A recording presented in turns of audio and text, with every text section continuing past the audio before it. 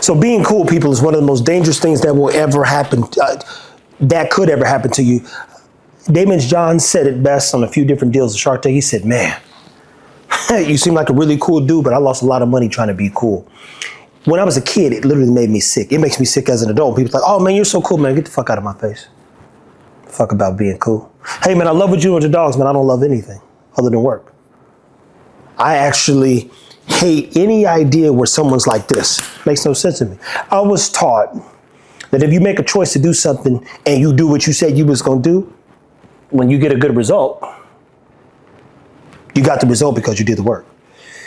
I call on my kids, 5 kids on my phone, and I can honestly say, and they would too, I very rarely ever went to any of the games. And part of the reason being is we work really, really hard. They worked really, really hard. So I couldn't fathom them failing. Like, oh, you guys lost? What was wrong? You was tired or something? You didn't know such and such, you know? We like to solve problems. My dad hated the idea of cool. He hated the idea of people being lazy. He hated the idea of helplessness. He hates, good Lord, excuses. You know, they say you are what you see and you are who you are based on, at times, how people kind of shaped you to be. He made me think through a lot of things, which keeps me thinking through this day. He hated secondary information. If I repeated anything my grandmother said, hey, your grandmother's not smart. Don't go around repeating anything that your grandmother says. She doesn't read enough. And I used to have my grandmother sound out words, so technically she couldn't read. She never even got her GED. There's no dick at her. Different time then. Clean houses for a living. Dad was highly informed, highly educated. They paved the way so that he could go and get the schooling he needed to. Well, he didn't make great choices, but make better choices. But the one choice I could tell you he made was he didn't allow me to be cool. He didn't allow me to be helpless. He never allowed me to give up. And I had to finish everything. And if I did something, it had to be superb or excellent. I think E should come before A, just because if you get an A, that's cool. If you get an E, like them kids used to get 115% type shit, you go, oh, that kid is excellent. But it really ain't that hard to get good grades. It is hard to wake up every day and make a choice to be something again that you've not seen, and even more importantly, that you don't understand. When you're walking down the path or creating the road or paving the road, building the road of greatness, nobody sees it but you. I know we're all to a degree have distaste in our mouths of Will Smith, but he said 2 things recently and another thing prior. But the one thing that he said, he wishes everyone got a chance to live out their dreams or get to the place because they believe it's not that cool. Here's the thing. I've been around super successful people, so I always knew it wasn't that cool. When you have more, you actually want less. When you have less, you want more. When you have enough, it's never enough. When you have an awareness, though, a purpose, a passion, for the most part, you'll always kind of keep going because money's binary. Either you make it or you don't. If you are becoming successful or have crossed over into the world of success where, you know, bills are paid, food is in the fridge, you ain't got to stress about nothing, then you go, well, what do I do now? I've got $10 million in the bank. What do I do now? You better find something that means something to you. But this again goes back to, how did you get here? How do you stay so focused? Couple things that I'm fucked up in the head about. I can't imagine, you know, social media, there's a lot of people who've got major accounts on reacting to things or their opinions.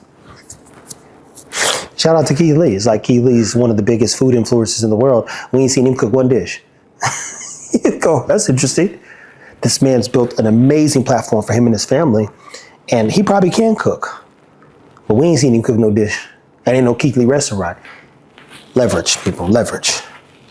Cool for me is one of the things that I've seen over the years do people in because they get caught up in trying to be what people want them to be. You know how many messages I get with people telling me what to do and how I should be and what my dogs need. It's like, my man, they're not your dogs. This isn't your life. You don't have to live the consequences of the choices. So my fear, oftentimes, believe it or not, is doing what I'm doing right now, and that's talking to you guys. And it ain't because I give a shit. My phone don't ring. I repeat, if my phone rang 6 times in a day, I probably would cut it off. I don't want to talk to people. I have no interest in that. But I was like, you know what? We've got more work to do. We've got more people who need guidance, structure. We got people who need to know that this is one of the hardest things I've ever done and one of the hardest things I'll ever do. And it actually isn't the work. See, here's the thing.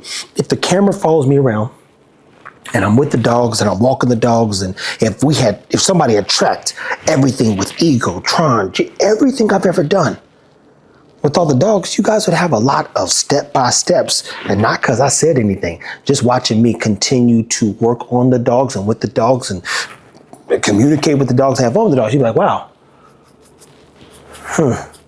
What's hard is actually trying to create a space or repurpose a community. I don't come from a place where pride is a thing. If you have too much pride, you will get crushed. And in some cases killed. Which ain't good for nobody. So my fear oftentimes is the cool people. Hey man, look at that dog. Man, look at my, how much is that? I'm like, how much do we weigh?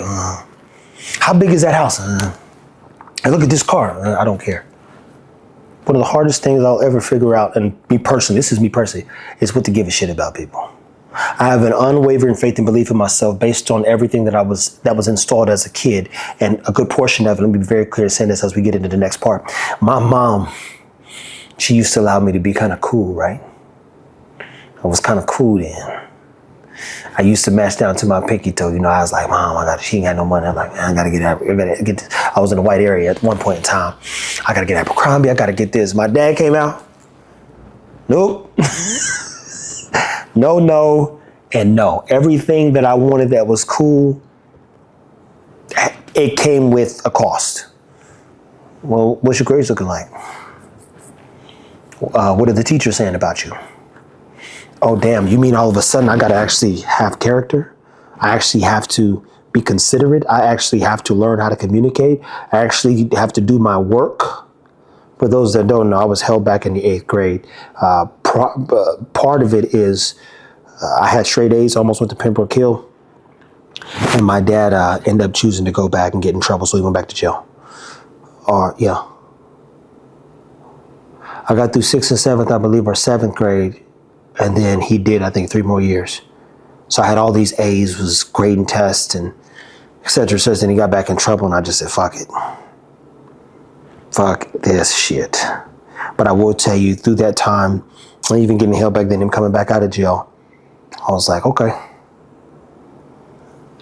All the stuff that was installed earlier is paying off to this day. And that's a whole nother conversation. We'll talk about it in the next episode.